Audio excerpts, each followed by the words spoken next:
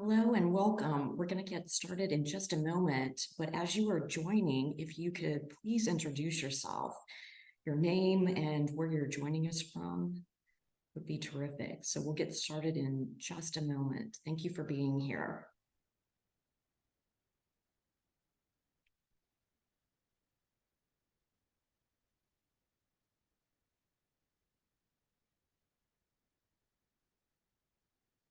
Welcome, everyone. We're going to get started in just a moment. And as you are joining, if you would introduce yourself in the chat, your name and where you're from, as an opportunity to further get to know one another.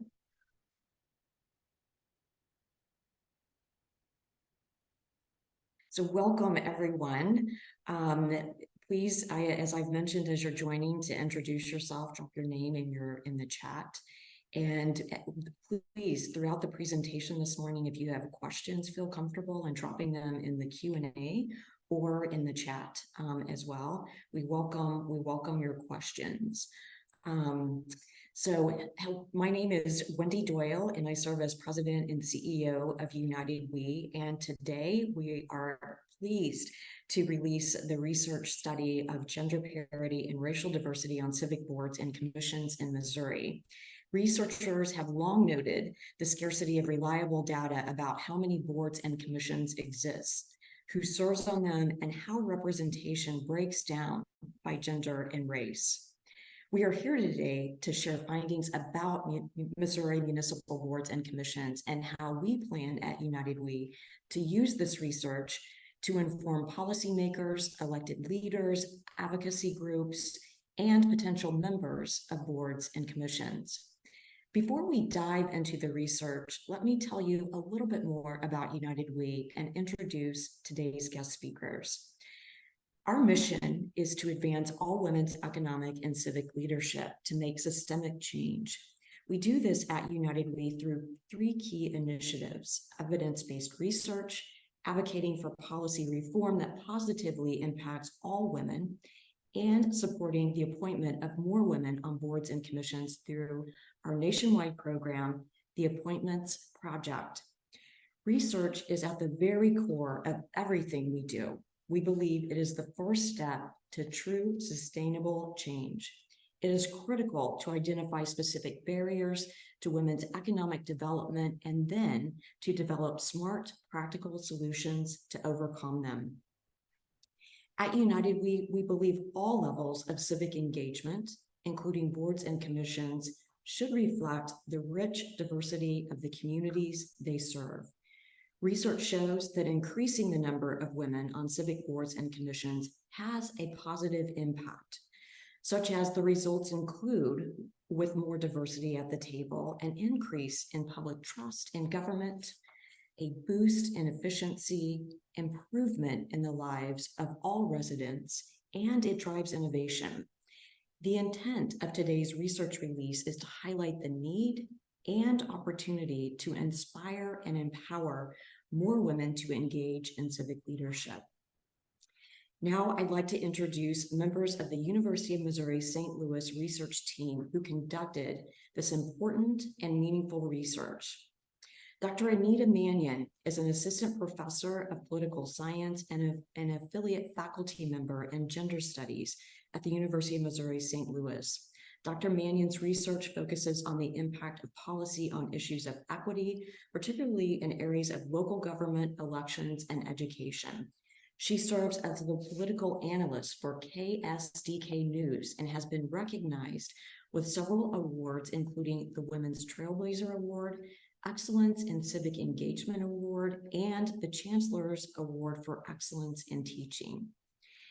Dr. Sapna Varkey's research focuses on understanding how organizations affect individuals' lives, particularly those from communities facing systemic barriers.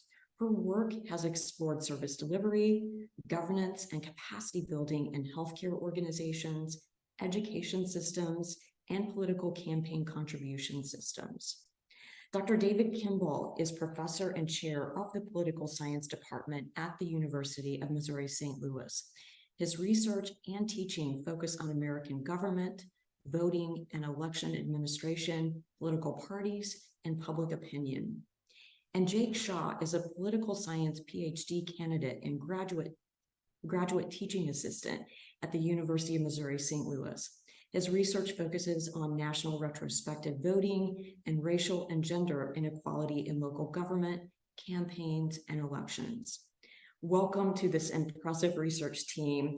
We are so appreciative that you took the time to join us today and for your great work in conducting this research. Our work at United We would not be possible without your support, so thank you. I'd also like to highlight our two presenters for today. In addition to Dr. Mannion, the lead researcher for this study, we also have Safaya Fawzi from the National League of Cities. Safaya is the program manager for the City Inclusive Entrepreneurship Program at the Center for Municipal Practice. Safaya, thank you for being here. And now I'd like to turn it over to Dr. Mannion to walk us through the research and share the results. Dr. Mannion, take it away. Thank you, and good morning, everyone. We're delighted to see such a big turnout and such interest in this topic, which of course we think is very important. So you've met my co-authors, my co-researchers here. I'm going to sort of take the lead in the presentation, but we will all be available for Q&A. So as we go, please feel free to drop those questions in the Q&A or in the chat. So if you could please advance to the next slide. And I can't overstate how grateful we are for the funding from United Way and their support in disseminating our research findings. Without them, we would not have been able to do this project. As I'm going to explain, collecting the data was a very manual process, very labor intensive. And so the funding and support from United We allowed us to do this research. Next slide, please.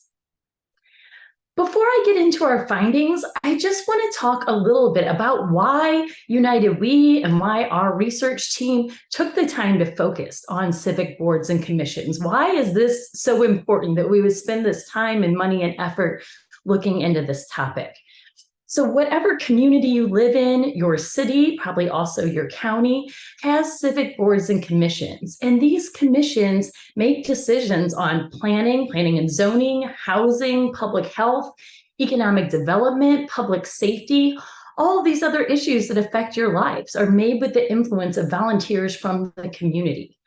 And these boards and commissions provide opportunities for citizens like you to participate in the decision-making process in your communities, to have a voice in shaping policies that affect your everyday lives.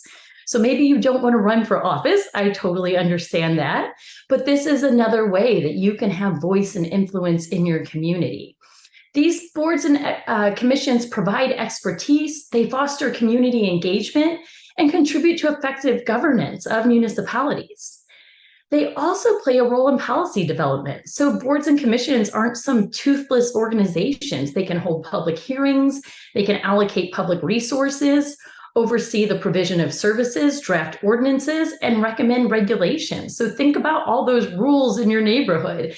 These boards and commissions influence those. They also can build trust because they show that the residents' opinions are valued, that you have a way of helping to disperse that power in your local government and bringing it back to the people. And it can encourage accountability and transparency. Boards and commissions are also important because they can be launching pads for careers in elected office. I'm going to talk about underrepresentation of women in elected office. So this can be a stepping stone for that as well. So if these bodies have diverse representation, they can also contribute to more inclusive and representative governance. And I think we all want that in our communities. Next slide, please. So briefly, boards and commissions aren't the only place we see these disparities. Throughout our history in the United States, only 3.3% of members of Congress have been women. Women are also underrepresented as governor. Currently, about 24% of governors are women. And in state legislatures, less than 33% of those serving are women. In towns with populations greater than 30,000, only 26% have women as mayor. And a third of the 100 most populous cities have women as mayors. When we look at municipal office holders, so mayors, city councils, board of aldermen, think of all you hear in the news that those folks do, right? Only 31.5% of those office holders are women. When we look at Missouri, which is what we're going to talk about today, we're 36th among states in terms of gender parity for municipal office holders. So we are not doing great there. Less than 29% of those serving as municipal office holders in Missouri are women. And we're not alone. There's literally no state in the country in which women make up the majority of these office holders. So certainly something we can continue to work on. Next slide, please. So to understand what is happening with boards and commissions in Missouri and what does that representation look like, we undertook a very manual process to get these data. So part of the issue and part of what we in United We want to highlight is this isn't information that's always readily available to people who might be interested in boards and commissions.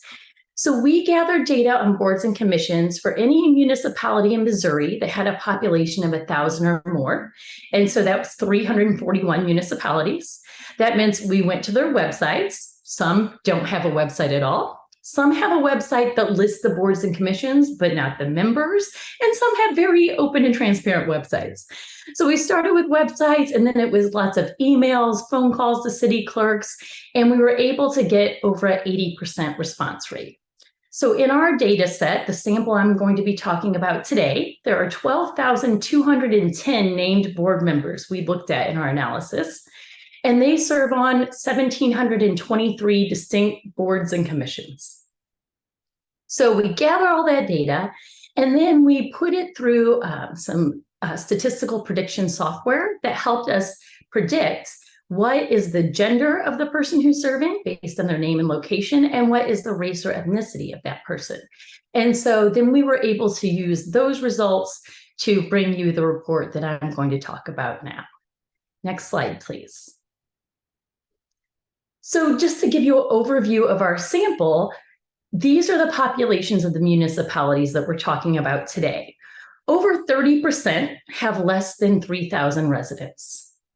And then you see sort of in the middle there, those with 3,000 to 5,000, 5 to 10, and 10 to 20 are about equally represented. And those with 20,000 or more is a smaller portion of our sample.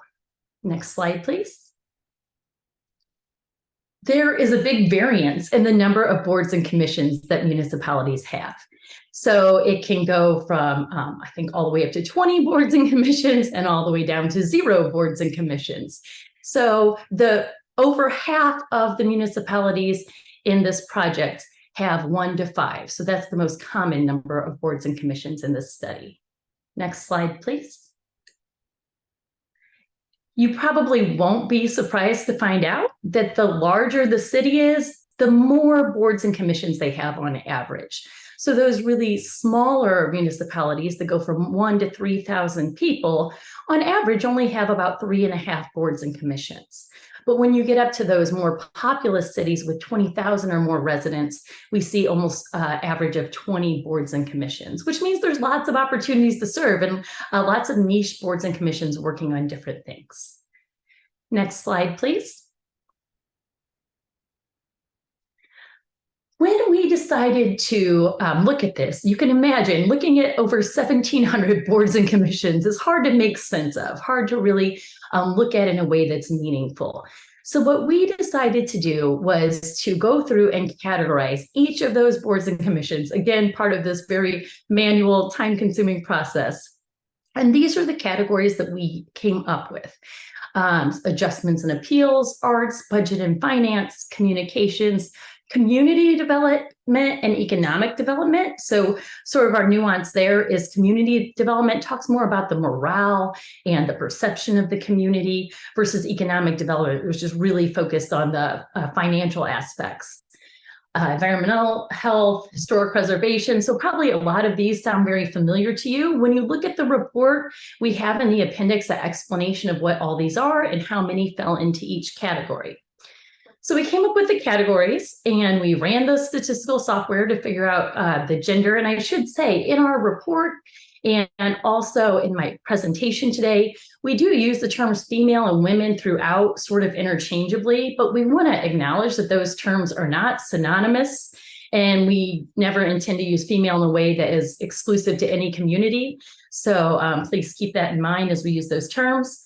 But what we found is Missouri's population, next slide, please, is about 50.6% women, but only less than 37% of women fill those positions on boards and commissions. So women are overall underrepresented.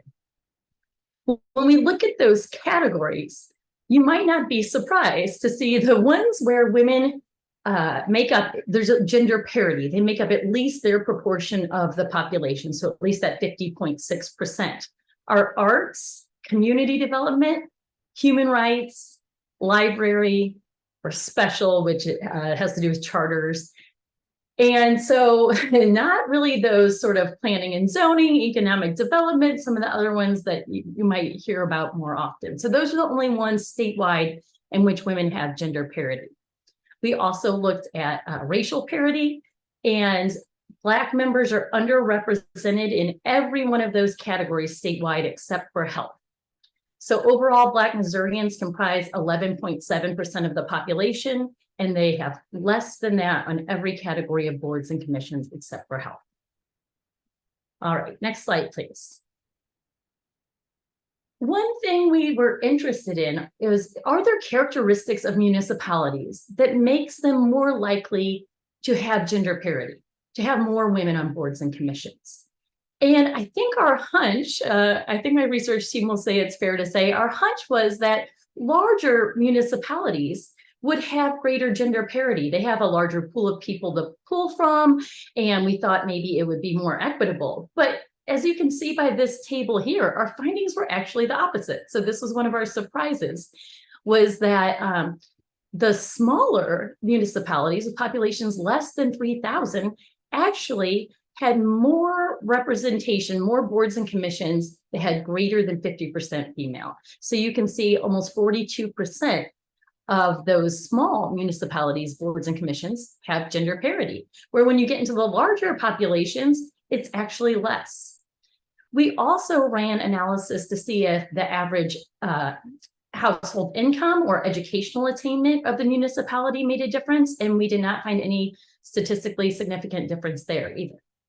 So that's something we're still interested in. What are these characteristics of municipalities that do better on this? All right, next slide, please. So I told you that we broke down 1,700 boards and commissions into categories, and then we sort of further funneled this down to make sense of the data.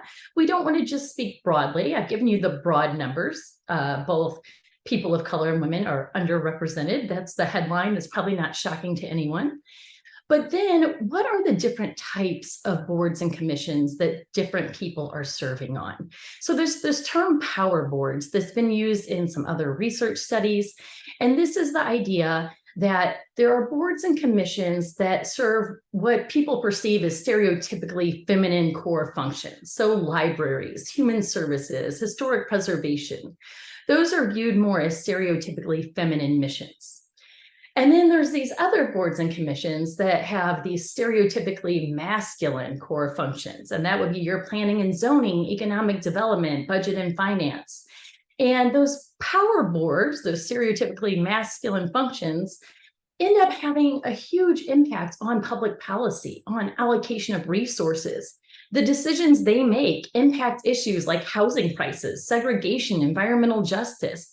And so all boards and commissions serve an important role in their communities, but these power boards have particular influence on issues that affect people's everyday lives. So we wanted to drill down into those a bit as well.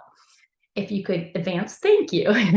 And so we kind of focused in on these four, with economic development and planning and zoning being two of the most common boards and commissions, and also two of those stereotypical power boards.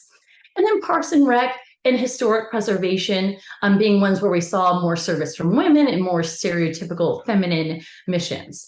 And so we see here that if you look at planning and zoning, that 37% women statewide really drops when you look at planning and zoning. Women only are 25% of those boards statewide, and men are 3/4 of those positions.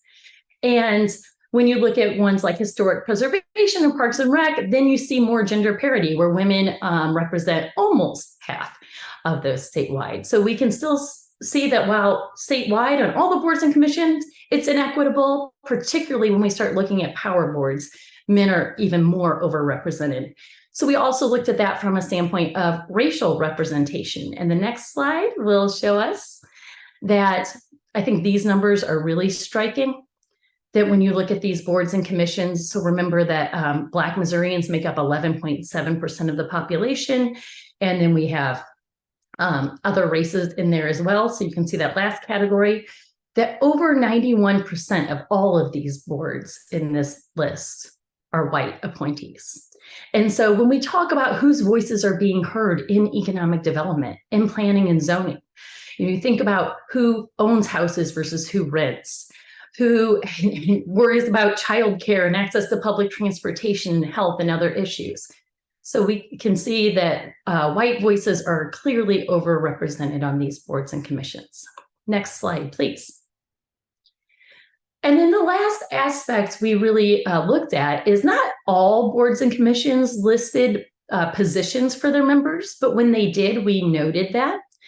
And then we did this quick gender analysis. And again, this might not be shocking to you, but when we looked at the position of chair or president, over just about 28% of those are held by women, the vast majority held by men. Same with vice chair or vice president. But suddenly you get to secretary and women are over 50%, right? And so this is another aspect I think that is unique about our study, that we looked at these leadership positions. Also, when you read the report, and I know there's going to be a QR code up where you can access that, we have a whole table on intersectional service. We list all those categories, and then we list by race and gender, white men, white women, Black men, Black women, etc. So you can really drill down into those details if you're interested. Next slide, please. So where do we walk away from this? We have the data. Some numbers might be surprising to you, some maybe not so much. But while we have hunches, now we have the evidence. And what are the reasons that we have underrepresentation of women and people of color on these boards and commissions? One is a lack of information. If you don't know that there are boards and commissions in your community, that any citizen, any resident can serve on these, how do you know which boards and commissions? If there's openings, how do you apply? So a lack of information is the first barrier. But even if you know about it, these positions are generally uncompensated. So you have to be someone who has time that you can donate. That's challenging. And you have to be someone who can get to a meeting. You have transportation, maybe access to childcare, particularly for women. And so there's lots of barriers that create this disparity in service. So what can we do about that? What can our elected leaders do about that? On the next slide, we have some recommendations. When you are setting up your boards and commissions and designating meeting places, consider access to public transportation. I know on UMSL's campus, we are a metro stop. So maybe that would be a good location. But where I live, there's no public transportation in our neighborhood. So maybe that wouldn't be a good meeting place. If it's possible, maybe think about offering some kind of compensation for service, so people who can't afford to donate their time can still serve. Maybe flexible meeting times and hybrid or virtual meetings where people can have some flexibility. If you don't have transportation or childcare, you could still log on. Have them at safe, walkable locations. If you're able, I talked to a woman recently who said, oh, our board does not meet unless we can provide food and childcare. Is there a way that you can provide some kind of childcare during those meeting times?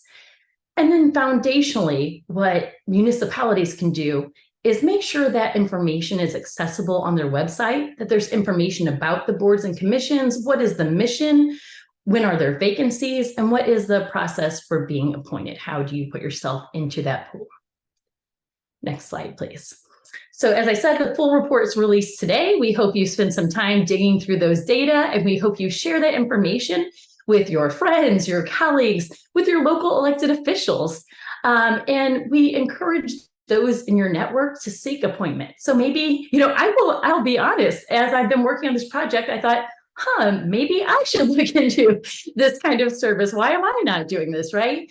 And so you can look at your township, but you can also look at your county and see if there are boards and service commissions that might be a good fit for you. Or maybe you say, gosh, this isn't for me, but my sister would be great on this board. Encourage her to apply. And contact your local elected officials and say, we have these disparities in our community. How can we make sure that everyone's voices are represented and everyone has a seat at the table? I know that United We has the Appointments Project. They've been working with Kansas City, St. Louis County, and other municipalities. And, so maybe tell your local elected officials to talk to them about partnering on a project as well. So I'm going to leave it there, and my colleagues and I are happy to respond to your questions later in the Q&A session. Thank you. Thank you, Dr. Mannion, for that important presentation and very insightful. And as Dr. Mannion mentioned, we will be taking questions and answers, but if you have something top of mind, feel comfortable dropping it in the Q&A or chat as we continue throughout the presentation. Now that we have this important research, we are able to identify the opportunities and then begin to make work in progress for women in Missouri and beyond across the country. So next, I'd like to invite Safaya from the National League of Cities to talk about her organization's DEIA efforts and how this research that we just revealed and heard from the presentation applies to other cities and states across the country. So Safaya, take it away. Wonderful. Thank you so much, Wendy, and many thanks to United We for inviting me this morning. So hello, everybody. My name is Safaya Fauzi, as mentioned, and so I work at the National League of Cities in our Center for Municipal Practice, where I work specifically with a program called the City Inclusive Entrepreneurship Program, on which we partner with the United We Appointments Project, and which is also generously funded by the Ewing Marion Kauffman Foundation. So a lot of Missouri connections here today, for those of you familiar. And so if we could advance to the next slide, I wanted to just, before I jump in on how cities can utilize data to enhance equity, I wanted to just give a quick overview of the National League of Cities. So we're a membership-based organization, and we're the voice of America's cities, towns, and villages. We represent over 200 million people across the country. And so NLC as an organization focuses on supporting these cities, towns, and municipalities with making change at the municipal level. And we have a lot of different ways that we support cities with advancing gender and racial equity. And so I'm going to be talking about a few of those today. So I'll just share a few specific examples. Before I do, we can go to the next slide. I just want to center us kind of nationally because I'm speaking from the national perspective. And so this is just a visual that I really liked from the Center for American Women in Politics, which I noted that Dr. Mannion and team also cited, that sort of situates where we are with women's representation as municipal office holders by state across the country. And so Missouri's sort of in the middle, just to center us here. I just found that interesting because, as I'll be discussing, that type of data can be utilized to influence change and understand, it's important to understand where we're starting from so that we can move forward. So I was really interested, especially in Dr. Mannion's focus and her team on power boards. And so a part of my work relates to entrepreneurship and economic development. And so I wanted to just share this statistic here that talks about the role that women and women-owned businesses, especially small women-owned businesses, so those without employees, make in the sort of overall economic ecosystem. Over 40% of the nation's businesses that are small businesses or don't have paid employees, they had over $300 billion in receipts, and that's just in 2019. That's according to the Small Business Census. And then also I found some additional research that on a national level really dovetails really well with Dr. Mannion and team's research, which is that small cities with a population of under 5,000 have have the highest percentage of women top finance officials. So that might not, those cities might be too small to have a power board, but they certainly have women leading a lot of their finance work, which is really interesting to see. And so I wanted to just, so now that we're kind of situated within the national landscape of where women fit, I wanted to, next slide, please, talk a little bit about a program that I work with extensively called the City Inclusive Entrepreneurship Program, which is an example of diversity, equity, and inclusion and how we support cities utilizing data to make change at the municipal level. And so this says small grants here. They're not really small, but this is the City Inclusive Entrepreneurship Program really focuses on supporting cities with grants to enhance power board representation and also to enhance their connection and collaboration with local entrepreneurs, small business owners, especially small business owners of color, small business owners who are women and from other underserved backgrounds. And so some of the ways that we do this are through things like training, which is oftentimes provided by the United We Appointments Project. We support small businesses with things like business formalization, access to capital, public procurement opportunities, connections to civic tech and support for their local startups to help them enhance their communities' focus on underrepresented groups and on projects that may not always get attention from traditional avenues of municipal government, and really just continuing intentional outreach post-pandemic to women business owners and women from diverse backgrounds. So, entrepreneurship is really a community asset, and data like Dr. Mannion and teams can support with efforts to enhance entrepreneurship and inclusion of women who are already in your city's economic ecosystem, to engage them further and help them to join power boards or be aware of the support that power boards provide. So, yes, in terms of this next resource that I wanted to highlight briefly, our Race, Equity, and Leadership team also has a municipal action guide, which talks extensively about the role of data in supporting municipal change. And so it talks about utilizing data to examine who's utilizing city services, examine representation like Dr. Mannion and team's research, commit to policy and systems change through using data analysis to understand how policy might disproportionately impact women and people of color. And so, there's really extensive examples across different cities that you can learn more about at nlc.org/real or Race, Equity, and Leadership. And really, they mention the importance of data, like Dr. Mannion and teams, and utilizing it as frequently as possible to make change and understand where your city is at. And so the last resource that I wanted to share here is an example of how you can use data to build relationships and connections in your community. And the way that happens, if we could go to the next slide, please. The way that that happens, at least at NLC, is we have a program called constituency groups. All 6 of those constituency groups are listed to the right. These function as networks that give local elected officials, as well as appointed positions, a space to express themselves and advocate for the needs of their community. So utilizing information and demographic data about your community, perhaps you can create groups or programs that can be focused on youth, for example, to create a leadership pipeline for youth to join or be aware of city resources and the role of power boards in communities and the role of boards and commissions generally in communities.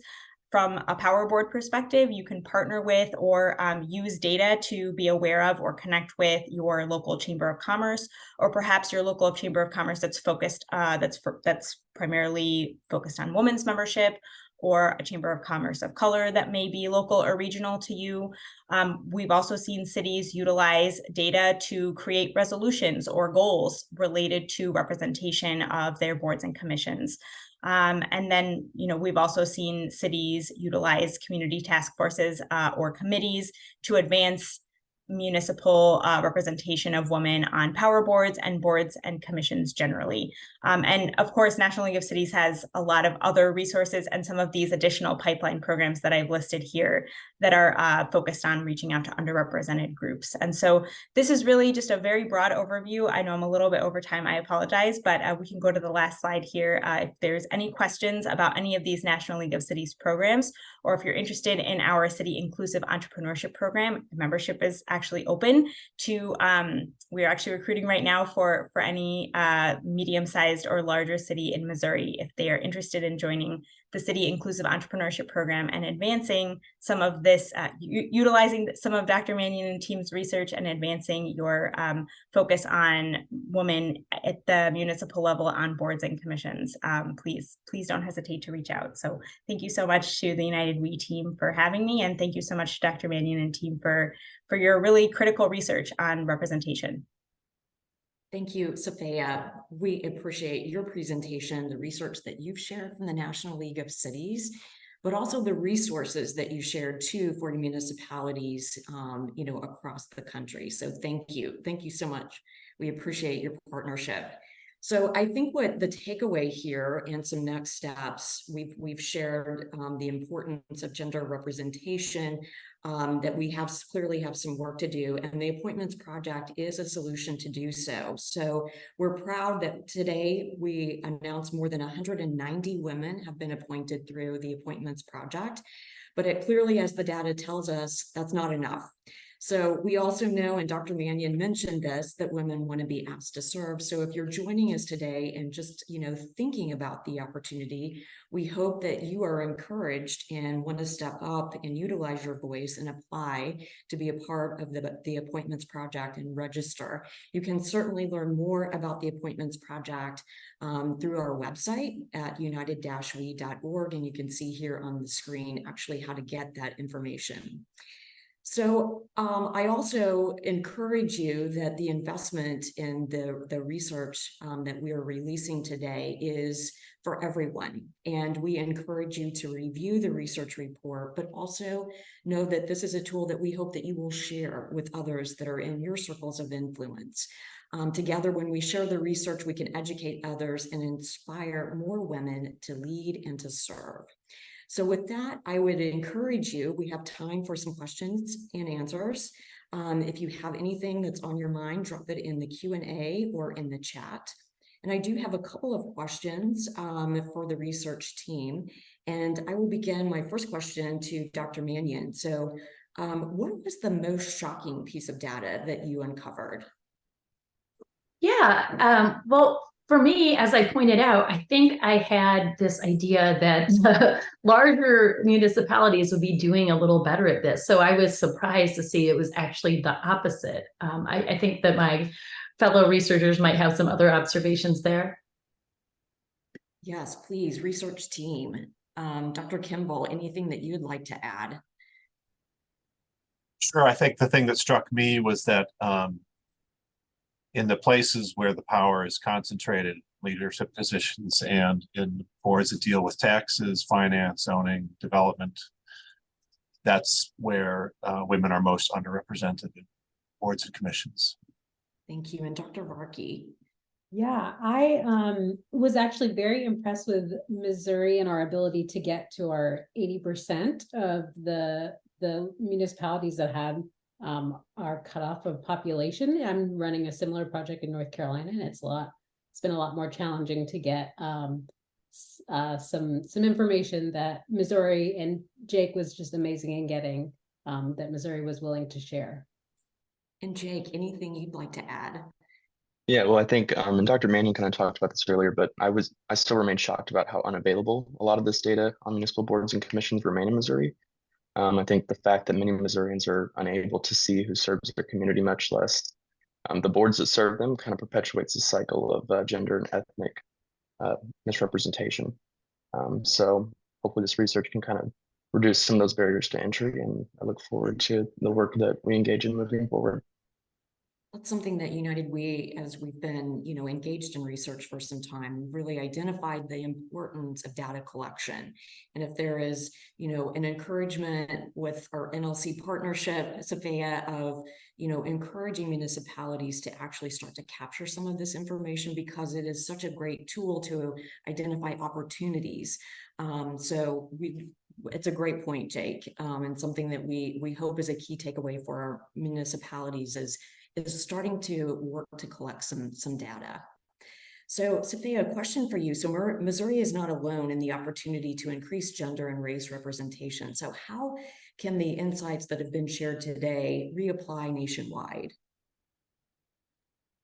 Yeah, absolutely. I mean, I think a really interesting finding is that smaller cities do better with representation. So smaller cities maybe have some secret sauce that can be utilized, or that that connection with community, with local leaders is really important, I think, and building that pipeline, building those connections. Like I mentioned, I mean, I'm focused on the economic development component, but really, getting to know your community, doing intentional outreach to the community through some of the mechanisms that Dr. Mannion and team mentioned, some of the recommendations about restructuring or really intentionally structuring boards and commissions to be inclusive, to be cognizant of the barriers that exist for, disproportionately for women and people of color. We're thinking, my department, especially about like women business owners of color. They have even maybe less time, or also have some of the same constraints, overall. And so thinking about how they, can be intentionally engaged. We have a lot of cities that, the economic development departments will actually do like business walkabouts, or will do some of this, these attempts to get that qualitative and quantitative data, like Dr. Mannion's team has mentioned. Obviously, not every city has access to that, but they do, what they can with the resources that they have within their economic development department and other, finance and planning leaders in their community to really get to know people, and let them know that those services and supports are for them. Thank you, Sophia. We have a question from Julie, and thank you, Julie, for dropping this in the Q&A. What percentage of appointments require you to declare a party affiliation to qualify for an appointment? So it is a good question. So research team, how would you respond? So we actually didn't see any of this in the data that we collected. A lot of the information that we got was from websites or from emails, but even on a lot of nominating documents, there really wasn't any indication to put your party affiliation. So thankfully, this wasn't really an issue for us. Right, thank you. Any other response from the team? Anything else to add? Thank you. I would say for party affiliation, a lot of times those are for boards and commissions that have appointed roles from officials. And so, so that was not what we were mostly dealing with. We're mostly dealing with general public serving on boards and commissions. Thank you. And a question from Sheldon. Thank you, Sheldon, for the question. Did we look at school boards, and is there a difference in gender racial makeup of boards that are elected versus appointed? So we didn't look at elected boards. We only looked at the civic appointed boards in municipalities. This question came up in Springfield too. Where is education? So school boards are a different animal, which are also important to examine, but they just weren't part of our study. Sophia, any evidence that NLC has to address this question, just, regarding school boards within municipalities? Don't have much to contribute there because we work pretty solely with municipal boards. And so wherever they happen to dovetail with school boards, there might be some data, but that's not our primary purview. But we do provide a lot of resources and support for youth education and families. And so, I wouldn't be the expert on that, but definitely can put some resources in the chat about the work that we do with schools and youth. Fantastic. Thank you. Well, are there any additional questions? Feel comfortable dropping them in the Q&A or the chat. And if not, we are bumping up on time. But what I would just like to give the opportunity to the research team, any final thoughts that you would like to share with our audience today?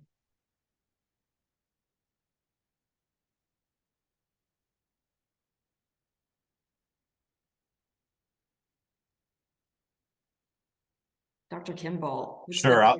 Well, I would just reinforce the point that most people may not be aware that these boards and commissions exist, but they have many important functions and are a good way for citizens to participate in their local government. And so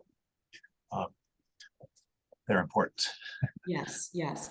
And we do have in the chat, have noticed that joining us today is Webster Grove, Missouri, and Mayor Arnold is joining us and has been a partner with us on the appointments project, but also a partner with the National League of Cities participating in entrepreneurship program. So thank you for joining us today. And for the municipalities joining us, Mayor Arnold would be a great resource to connect with, to learn about the partnerships opportunities, but also how Webster Groves has really elevated the appointments effort in that municipality. So thanks for joining us today, Mayor.